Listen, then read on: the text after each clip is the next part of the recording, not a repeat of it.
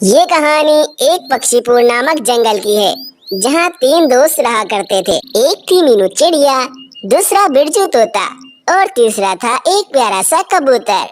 उन तीनों की दोस्ती आपस में बहुत ही ज्यादा गहरी थी। तीनों ही आपस में एक दूसरे का बहुत ख्याल रखते थे और एक दूसरे की बहुत फिक्र करते थे। मीनू चिड़िया अपने घर में अपने छोटे दो बच्चों के साथ रहा करती थी, जो कि अभी बहुत ज्यादा छोटे और प्यारे थे। फिर एक दिन ऐसा भी आया जब मौसम के बदलने के कारण जंगल में काफी ठंड शुरू हो गई और इसके रहते ही मीनू चिड़िया काफी ज्यादा बीमार पड़ गई। मीनू चिड़िया की हालत इतनी ज्यादा खराब हो चुकी थी कि वे घर से बाहर भी नहीं निकल सकती थी, और अगर घर से वे बाहर नहीं निकलती तो उसके छोटे छोटे बच्चों के लिए दाना ढूंढकर कौन लाता। ये सारी बातें सोच सोच कर मीनू चिड़िया को काफी ज्यादा चिंता हो रही होती है। अरे, ऐसे बीमार होकर तो मैं बेबस ही हो गई हूँ। मैं अपने छोटे छोटे बच्चों के लिए दाना भी ढूंढ कर नहीं ला सकती। अब मेरी मदद कौन करेगा? वहीं दूसरी तरफ तोते और कबूतर को मीनू चिड़िया की फिक्र सताने लगती है और वे दोनों सोच रहे होते हैं कि ऐसी क्या बात हो गई जो मीनू चिड़िया काफी समय से उन दोनों से नहीं मिली। अरे कबूतर, जरा मुझे एक बात तो बताओ, क्या पिछले एक हफ्ते से मीनू चिड़िया तुमसे मिलने आई है? अरे नहीं नहीं बिरजू, मैं तो उल्टा तुमसे खुद ये बात पूछने वाला था कि तुमने मीनू चिड़िया को कहीं देखा है क्या? पता नहीं वे कहाँ गुम है, और मुझसे तो मिलने बिल्कुल नहीं आई। मुझे उसकी बहुत ज्यादा फिक्र हो रही है। अरे हाँ कबूतर, तुम बिल्कुल ठीक कह रहे हो। मीनू चिड़िया की फिक्र तो मुझे भी हो रही है। कहीं वे किसी मुसीबत में ना हो, हमें उसके घर जाके देखना चाहिए। अरे हाँ बिरजू, तुमने ठीक कहा, चलो हम चलते हैं। ऐसा सोचकर बिरजू तोता और कबूतर दोनों मिलकर मीनू चिड़िया के घर पर पहुंच जाते हैं। घर पे पहुंचने के बाद वे दोनों मीनू चिड़िया को ऐसे बीमार और बेबस देखकर बहुत ज्यादा परेशान हो जाते हैं और वे मीनू चिड़िया से कहने लगते हैं, अरे मीनू चिड़िया, ये क्या लापरवाही है? तुम इतनी ज्यादा बीमार हो और तुमने हमें बताना भी मुनासिब नहीं समझा। क्या तुम हमारी कुछ नहीं लगती? अरे हाँ मीनू, ये बहुत ज्यादा गलत बात है। अरे आप दोनों सुनिए तो, आप दोनों तो एकदम से मुझ पर राशन लेकर चढ़ गए। जरा मेरी बात तो सुनिए। मैं तो इतनी ज्यादा बीमार हूँ कि मैं अपनी जगह से हिल भी नहीं सकती, और तो और मैं अपने बच्चों के लिए दाना लेने भी बाहर नहीं गई हूँ। इसी कारण मेरे दोनों बच्चे कब से भूखे बैठे हैं। तो फिर मैं आप दोनों को बताने के लिए घर से बाहर कैसे आती? मुझ में बिल्कुल भी हिम्मत नहीं है। मैं बहुत ज्यादा बीमार हूँ। मीनू चिड़िया की ऐसी हालत देखकर उन दोनों को बहुत अफसोस होता है और वे मीनू चिड़िया से कहते हैं, अरे मीनू चिड़िया, तुम बिल्कुल उदास मत हो। हम हैं ना तुम्हारे दोस्त, तुम्हारे साथ तुम्हारी मुश्किल में तुम्हारा साथ देंगे। मैंने और कबूतर ने कुछ दाने जमा करके रखे हुए हैं, वे मैं अभी लेकर आता हूँ और तुम्हारे बच्चों को खिला देता हूँ। अरे वाह तोते भैया, अगर ऐसा हो गया तो बहुत ज्यादा अच्छा हो जाएगा। फिर कबूतर और बिरजू तोता दोनों मिलकर उस गुप्त जगह पर आते हैं जहां उन दोनों ने भोजन छुपा कर रखा हुआ था।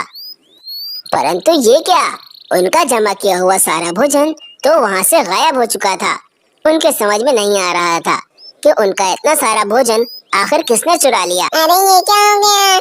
हमारा इतना सारा भोजन किसने चुरा लिया? हमारी बरसों की मेहनत पे किसी ने पानी फेर दिया है।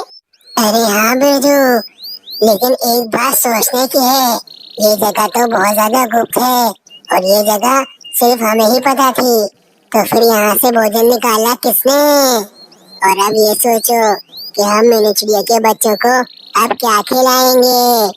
अरे हाँ कबूतर, मैं कब से यही सोच रहा हूँ, और ये सोच सोच कर ही तो मेरी हालत पतली हो रही है। अरे अब हम कुछ नहीं कर सकते, बस अब एक ही हल है। मेरे घोंसले में मैंने कोई दाना अपने लिए छुपा कर रखा हुआ था, अब वही हम मीनू चिड़िया के बच्चों को जाकर खिला देंगे। तुम ठीक कह रहे हो कबूतर, हमें अब ऐसा ही कुछ करना होगा। ये बातें करने के बाद कबूतर और तोता वहां से चले जाते हैं और वहीं कोने में छुपा एक कालू कौवा उनकी सारी बातें सुन रहा था।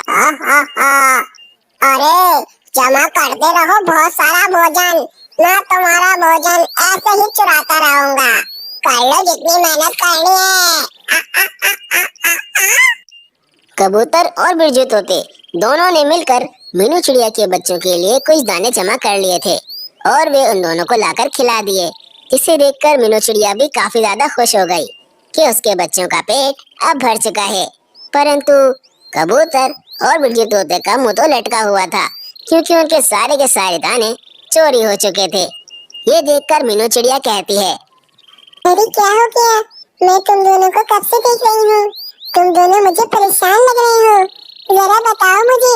अरे मीनू चिड़िया, हमने एक गुप्त जगह पर बहुत सारा भोजन जमा किया हुआ था, परंतु अभी जब हमने जाकर देखा तो वहाँ से सारा का सारा भोजन किसने चोरी कर लिया था। अरे मीनू चिड़िया, हमारी सारी की सारी मेहनत पर अब पानी फिर चुका है। अरे मीनू चिड़िया, मौसम बहुत तेजी से बदल रहा है, देखा ना, तुम ही बीमार हो गई। ऐसे में हम ज्यादा घर से बाहर नहीं निकल सकते, और अगर हम घर से ज्यादा बाहर नहीं निकलेंगे तो फिर दाना कैसे ढूंढेंगे। हमने इसी वक्त के लिए वे भोजन जमा करके रखा हुआ था, परंतु वे तो अब चोरी हो गया। अरे बिरजू, तुम बिल्कुल चिंता मत करो, देखना सब कुछ अच्छा होगा। सुबह होते ही हम तीनों मिलकर उल्लू के पास जाएंगे। आखिर वो पूरी रात पहरा देता है और उसके पहरा देने के बावजूद इस जंगल में चोरियां हो रही हैं। अरे हाँ मीनू चिड़िया, तुम बिल्कुल ठीक कह रही हो, हम ऐसा ही करेंगे। कल सुबह होते ही हम तीनों मिलकर उल्लू के पास चले जाएंगे। बिरजू तोते और कबूतर को मीनू चिड़िया का दिया हुआ सुझाव काफी ज्यादा पसंद आता है। फिर कुछ ही देर में रात हो जाती है और वे कौवा अपने घर में बैठा हुआ होता है। तभी उसे ख्याल आता है, अरे रात हो गई है और मेरे काम का वक्त अब शुरू हो चुका है। चलो जल्दी से बाहर जाता हूँ और कुछ भोजन चुरा लेता हूँ और फिर वापस अपने घर में आ जाऊंगा। ऐसा सोचकर वे कालू कौवा भोजन चुराने के लिए अपने छोटे छोटे दो बच्चों को छोड़कर घर से बाहर चला जाता है। कौवे के जाने के कुछ ही देर बाद एक बड़े से पहाड़ पर एक बड़ा और विशाल सा पत्थर लुढ़कता हुआ कालू कौवे के घर की तरफ आ रहा होता है। कुछ ही समय में वे विशाल पत्थर कालू कौवे के घर पर आके गिर जाता है और कालू कौवे का घर, उसके दो बच्चे और उसका पूरा पेड़ सब टूट फूट कर नष्ट हो जाता है। कालू कौवे का चुराया हुआ सारा का सारा भोजन और उसके बेचारे दो बच्चे सभी के सभी उस बड़े और विशाल पत्थर के नीचे दबकर मर जाते हैं। फिर सुबह हो जाती है और मीनू चिड़िया, कबूतर और तोता तीनों मिलकर उल्लू को ढूंढ रहे होते हैं कि वे उससे जाकर पूछें कि आखिर उनका जमा किया हुआ इतना सारा भोजन आखिर किसने चुराया है। तभी रास्ते में उन तीनों को कालू कौवा नजर आता है, जो कि अपने टूटे फूटे घर के साथ बैठा हुआ होता है और फूट फूट कर रो रहा होता है। अरे कौवे, ये तुम्हारे साथ क्या हो गया? अरे मत पूछो मीनू चिड़िया, कल रात एक बड़ा और विशाल पत्थर मेरे घर पर आकर गिरा और मेरे दोनों बच्चे और मेरा सारा का सारा भोजन सब कुछ तबाह बर्बाद हो गया। यहाँ तक कि मेरा घर भी नहीं बचा। अब बताओ मैं क्या करूँ? न जाने मुझे मेरे किस कर्म की सजा मिल रही है। अरे हाँ कालू कौवे, तुम्हारे साथ तो ये बहुत ज्यादा बुरा हुआ। हमारा भी हाल तुम्हारे जैसा ही है। हमारा बहुत सारा जमा किया हुआ भोजन किसी दुष्ट ने चुरा लिया है। देखना उसके साथ भी बहुत ज्यादा बुरा होगा। कालू कौवा मीनू चिड़िया की ये बात सुनकर थोड़ा शर्मिंदा हो जाता है और वह खुद ही से मीनू चिड़िया को सच बताने लगता है। अरे मीनू चिड़िया, जिसने तुम्हारा भोजन चुराया था उसके साथ बुरा हो चुका है। असल में मैंने ही तुम्हारा सारा भोजन चुराया था और देखो मेरे साथ कितना ज्यादा बुरा हुआ है। ना मेरा घर रहा, ना बच्चे और ना ही वे भोजन, सब कुछ तबाह बर्बाद हो गया सिर्फ मेरे बुरे कर्मों की वजह से। अरे क्या कालू कौवे, तुमने हमारा भोजन चुराया था, अब मैं तुम्हें बिल्कुल नहीं छोड़ूंगा।